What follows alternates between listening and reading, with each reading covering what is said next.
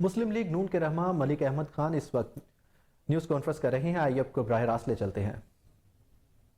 ہوا تو ریزن جس وجہ سے میں آپ کے ساتھ آج یہ بات کر رہا ہوں، اس پر ہم نے خیال کیا کہ یہ بالکل بے بنیاد ایک کہانی بنا کر آگے چل پڑے ہیں، تو اس پر ایک انکوائری جو ہے وہ ہونی چاہیے. آفیشیل سیکرٹس ایکٹ کی بات بھی تھی کہ جو سائفر ان کے پاس آیا، کیسے انہوں نے اس کو باہر اس کے اوپر بات چیت شروع کر دی، پھر کس طرح سے انہوں نے وہ کانکاکٹ کی سٹوری، کس طرح سے اس کو جعلی سٹوری کو بنا کر لائے.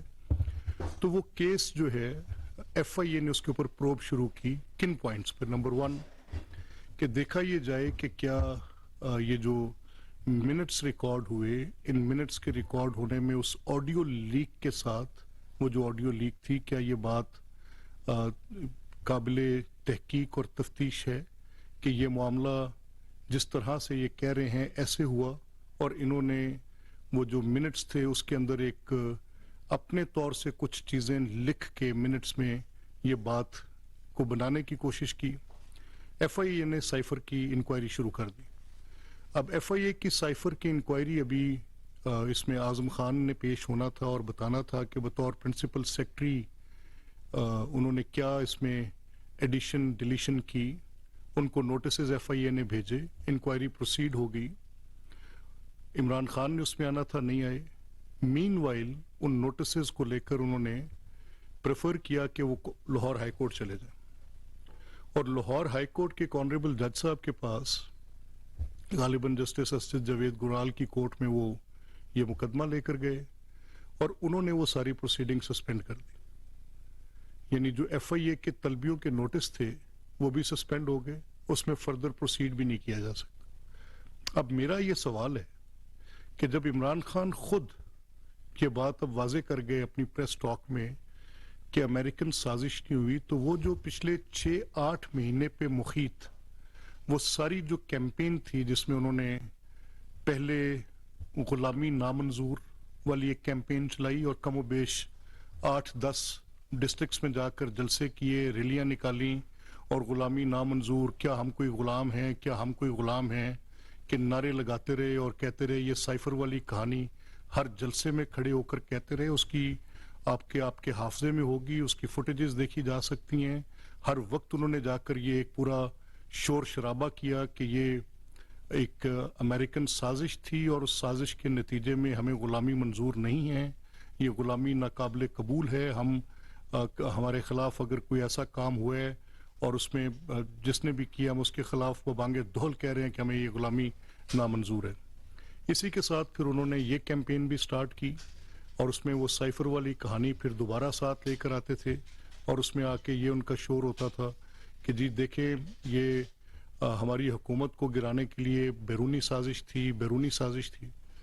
اور پھر وہ سائفر کی بات کو ہر جگہ پر دہراتے تھے. یہ کوئی 1-2 دن کی بات نہیں، یہ مارچ آنورڈز یہ کیمپین سٹارٹ ہوئی، اور یہ اگست سپتمبر، پچھلے سال کے اگست سپتمبر تک تو یہ بڑی زور کے ساتھ انہوں نے کیمپین کی، بلکہ اکتوبر تک بھی وہ یہی بات کرتے رہے. اسی میں وہ ساتھ اس وقت کے سپہ سالار کو یہ کہتے رہے کہ وہ میر جعفر ہیں، اس کے ساتھ کہتے رہے کہ وہ میرے خلاف انہوں نے غداری کی اور یہ کیا اور وہ کیا. تو آج وہ ساری امریکی سازش کہاں چلے گی؟ وہ امریکی سازش آج ختم ہوگی. آج انہوں نے بری الزمہ قرار دے دیا کہ وہ امریکی سازش نہیں ہوئی. تو اب وہ جو لاہور ہائی کورٹ کا سٹے آرڈر ہے اس پروسیڈنگ کے خلاف، وہ ایک جرم جو انہوں نے کیا ہے، وہ جرم انہوں نے ایک جعلی سائفر کو بیس بنا کر کیا ہے. اس سائفر کی بیسس پر انہوں نے ایک بیرونی سازش کی کہانی گھڑی ہے، پاکستان کے سفارتی تعلقات کو داؤ پر لگایا ہے. انہوں نے ایک مکمل طور پر ایک ایسی صورت اختیار کی ہے جس میں انہوں نے اپنے حلف کے ساتھ انہوں نے بے وفائی کی ہے. جو بطور وزیر اعظم پاکستان انہوں نے وہ حلف اٹھایا تھا، انہوں نے آئین پاکستان کے ساتھ غداری کی ہے. اور یہ میں کیوں کہہ رہا ہوں کہ آئین پاکستان کے ساتھ غداری کی؟ کل سے وہ بڑا شور کر رہے ہیں کہ دیکھیں آئین کا تقاضا ہے کہ اتنے دنوں کے اندر انتخابات ہوں. اس سے کوئی کلام نہیں ہے. آئین کے اوپر مکمل طور پر عمل درآمد ہونا چاہیے. آئین کوئی جامد ڈاکومنٹ نہیں ہے. آئین کوئی پاسٹ کے متعلق ڈیل نہیں کرتا. آئین پریزنٹ کو بھی ڈیل کرتا ہے، اور آئین نے فیوچر کو بھی ڈیل کرنا ہے. اگر کسی وجہ سے آپ کو ایسا لگ رہا ہے کہ آئین کے اوپر عمل درآمد نہیں ہو رہا تو ذرا تھوڑا پیچھے چل کے دیکھتے ہیں کہ آرٹیکل 95 کانسٹیٹیوشن میں نہیں تھا کہ جس کے ہوتے ہوئے آرٹیکل 95 میں جب تحریک عدم اعتماد آپ کے خلاف آ چکی ہو آپ اس وقت اسمبلی کی ڈیسولوشن کی ایڈوائس نہیں کر سکتے. اور اسی سائفر پر بیسڈ یہ جو آپ کی پوری کہانی تھی امریکی سازش کی, اسی پر بیسڈ وہ خط آپ نے ڈپٹی سپیکر قاسم سوری صاحب کے حوالے کیا.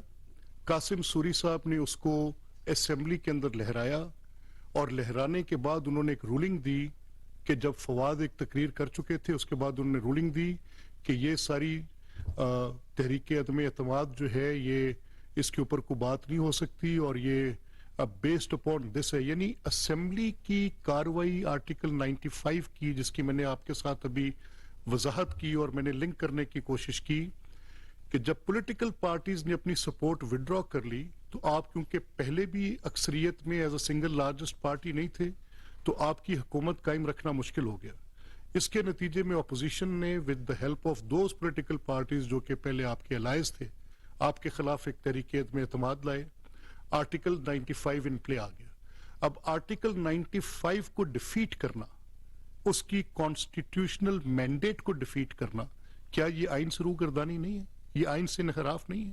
کیا آپ ایک ایسے وزیر اعظم کی حیثیت میں تھے جس کے خلاف تحریک عدم اعتماد جمع ہو چکی تھی اور واضح طور پہ پتا تھا کہ وہ تحریک عدم اعتماد کامیاب ہوگی؟ نومیریکلز نمبر کی بات تھی, ایک طرف نمبر زیادہ ہو گئے تھے جو کہ اپوزیشن تھی کل کی, وہ حکومت بنانے جا رہی تھی.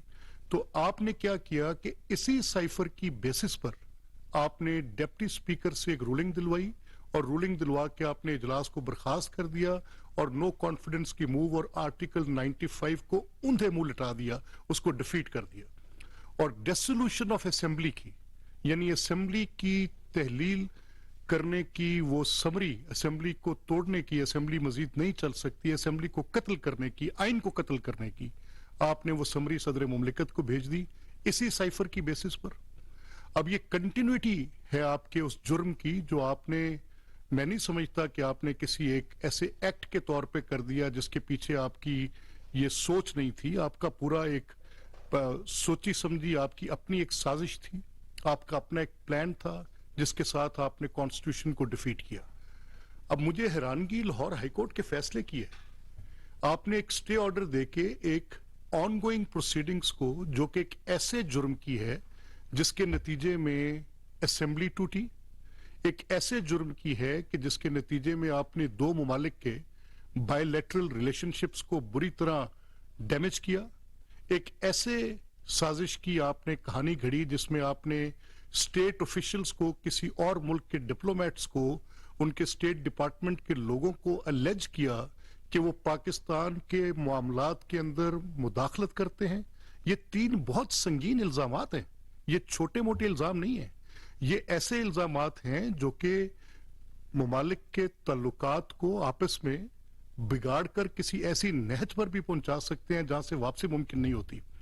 یعنی آپ کا یہ الزام لگانا اور اس الزام کے نتیجے میں آپ کے ڈپٹی سپیکر کا اسمبلی کی وہ کاروائی پر ایک رولنگ دینا اور نو کانفیڈنس کی موو کو ریجیکٹ کرنا اور اس کی بیسس پر اسمبلی کی تحلیل کے لیے آپ کا وہ خط لکھنا صدر مملکت کو اور صدر مملکت کے اسمبلی کو توڑنا, تو یہ اس سے سنگین جرم پاکستان کی آئینی تاریخ میں میں نے آج تک نہیں دیکھا اور نہ سنا ہے نہ مشاہدے میں.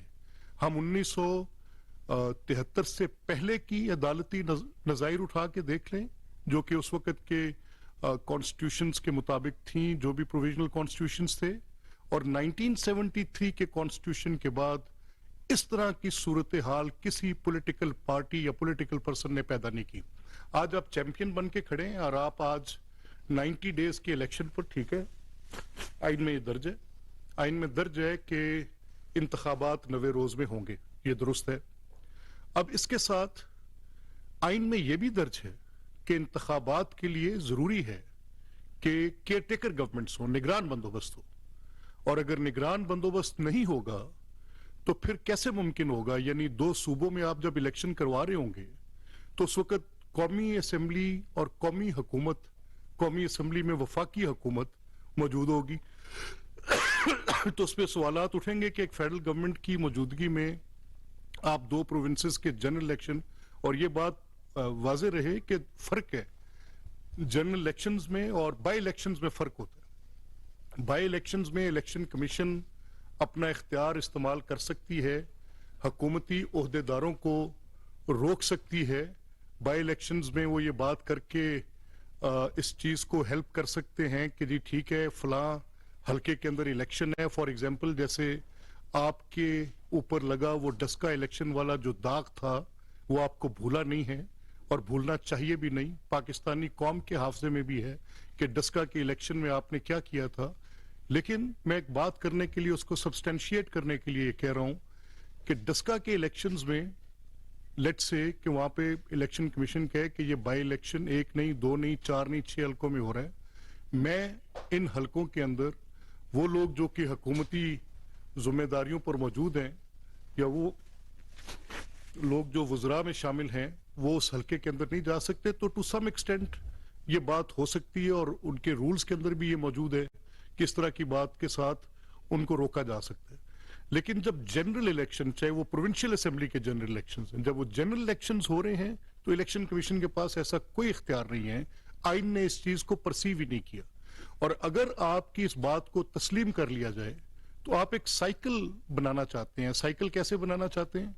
आप साइकिल ये बनाना चाहते हैं कि फॉर टाइम्स टू कम, आने वाले वक्तों के लिए सूबाई असम्बली, इन 2 सूबाई असम्बलियों के इंतखाबात कौमी असम्बली के इंतखाब से 6 महीने पहले हो चुके हों। यानी जब कौमी असम्बली के इंतखाबात हों आने वाले वक्तों में भी, आज से 5 साल के बाद की असम्बली, उसके 5 साल के बाद की असम्बली, तो ये बात तय हो चुकी हो कि पहले 2 सूबाई हुकूमतें बैठी होंगी और वो कौमी असम्बली के इंतखाब कराएंगी। तो फिर फ्री एंड फेयर इलेक्शंस जो कि मैंडेट है और आइन के अंदर ही है और इलेक्शन कमीशन भी मैंडेटेड है for free and fair elections, तो कैसे मुमकिन होगी? आपकी ये स्कीम कितनी फ्लॉड है आपको ये अंदाजा है? आपने जब असेंबलियां तोड़ी तो आपकी नजर में सिर्फ एक ही बात थी, आप अपनी इक्तदार की लालच में इक्तदार से बाहर निकल जाने के बाद बिल्कुल हवस का शिकार हो चुके थे। आपको लग ये रहा था कि मैं कुछ भी ऐसा करूं और दोबारा इक्तदार पे आऊं। इक्तदार के नशे में आप बिल्कुल बौले हुए पागलपन की हद तक, मैं आई पार्डन माई लैंग्वेज, मैं इस तरह के अल्फाज इस्तेमाल नहीं करता, लेकिन एक्चुअली आप कर क्या रहे हैं? यानी आपके गवर्नर जो थे उमर सरफराज चीमा, उन्होंने जो एक्ट किया पंजाब के अंदर वो किसी से ढका छुपा है? उनके ऊपर क्या, जैसे आज आप गवर्नर से कह रहे हैं कि आपके ऊपर मैंडेटेड है कि आपने डेट देनी थी, तो क्या गवर्नर पंजाब पे जब जो उमर सरफराज चीमा थे उनके ऊपर मैंडेटेड नहीं था कि उन्होंने ओथ लेना था? आप आइन को तोड़ें तो वो मजाक है। आप हमारे ऊपर इल्जाम कर रहे हैं जो कि भी हमने वो काम किया भी नहीं। जस्टिफाइड है ये बात कि अगर गवर्नर पंजाब एडवाइस के नतीजे में उसकी तहलील करने का कोई हुक्मनामा जारी करते तो फिर उनको तारीख देने की आर्टिकल 105 में पाबंदी थी। लेकिन जब उन्होंने उसको automatically as a consequence of that advice act होने दिया तो फिर उसके ऊपर, उनके ऊपर तो आप आइन शिकनी का कोई इल्जाम नहीं लगा सकते। हाँ, लेकिन अगर आप अपने गिरेबान में झांकें तो वो वक्त जो तहरीक अदम एतमाद पंजाब असेंबली का था और वजीर आला पंजाब के इंतखाब का था, उस वक्त आप देखें तो उस वक्त के गवर्नर पंजाब की आइन शिकनी की एक पूरी आपको दास्तान मिलेगी। एक एक कदम पर उन्होंने आइन शिकनी की, जो उनको करना उनके ऊपर फर्ज था, उनके फराइज मनसबी में शामिल था। उन्होंने किसी को भी उसमें से अदा नहीं किया, जो कि आइन के अंदर दर्ज था कि वो ये करेंगे। उन्होंने ऐसा नहीं किया, हिंडर किया, पूरे प्रोसेस को रोका, पूरी असेंबली की प्रोसीडिंग्स को यरगमाल बनाए रखा। और यही हालत आपकी जो थी वो वफाक में भी थी। अब सवाल ये उठता है कि ये पूछा जाए कि भाई आपको इस पे प्रोसीडिंग करनी चाहिए थी, आपने इनके खिलाफ एक्ट क्यों नहीं किया? मेरी दानिस्त में तो सबवर्जन ऑफ द कॉन्स्टिट्यूशन में आर्टिकल 95 के प्रोसेस को सबवर्ट करना, बिल्कुल इसके ऊपर आर्टिकल 6 लगता है।